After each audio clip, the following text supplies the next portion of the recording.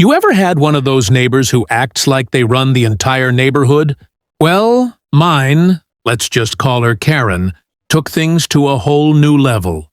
It all started one Tuesday morning.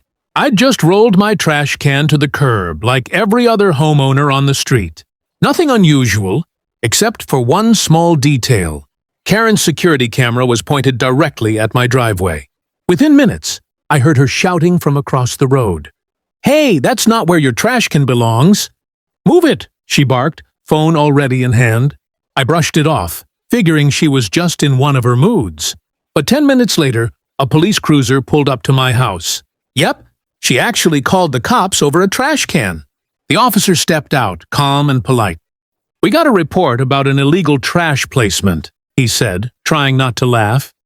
I explained everything. My can was exactly where the HOA guidelines said it should be.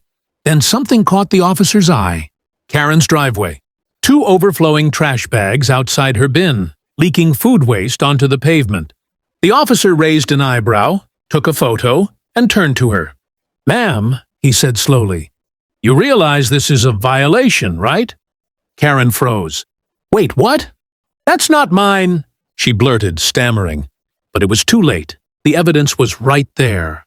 The officer pulled out his ticket pad, and for once, I was the one watching her squirm. And that's when the real story began.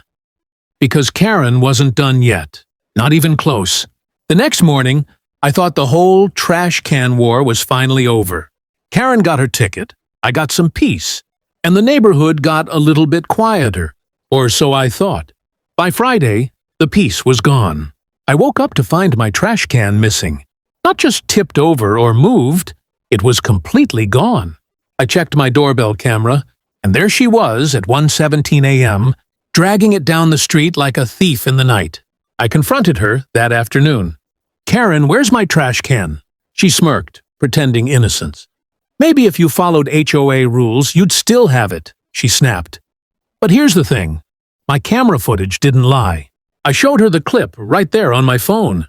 She went pale, but tried to twist the story again. "That's not me! That's a raccoon!" she said, gesturing wildly.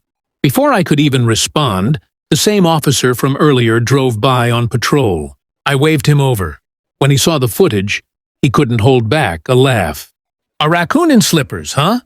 he joked, pointing at her fuzzy pink house shoes in the video. Karen's face turned beet red. The officer sighed, wrote something on his notepad, and handed her another citation, this time for tampering with private property. She exploded. "This is harassment. You're all against me," she yelled, storming back inside. I just stood there, trying not to laugh. But as her front door slammed, I had a bad feeling. Karen wasn't the type to give up easily, and deep down, I knew this was far from over. After that second ticket, I decided it was time to outsmart Karen once and for all. I wasn't going to argue, yell, or call the cops again. I was going to let her own actions expose her. So I set up a plan. I placed a brand new trash can at the curb, perfectly aligned, clean, and within HOA guidelines. But inside, I hid a tiny motion-activated camera just in case she tried something again. Sure enough, 2 nights later, I heard rustling outside around midnight. My phone buzzed with a motion alert. When I checked the feed, there she was. Karen, wearing a bathrobe, rubber gloves, and a headlamp like she was on a secret mission. She tiptoed to my trash can, looked around, and started dumping her own garbage into it. Bags full of junk mail, food scraps, even paint cans. Then she walked back to her house, whispering, "Let's see him explain this to the HOA." I could barely keep from laughing.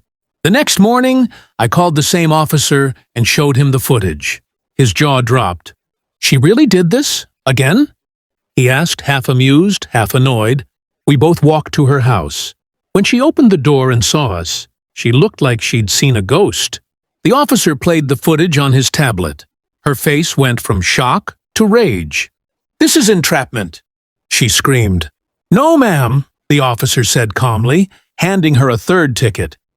"This is evidence." She was speechless.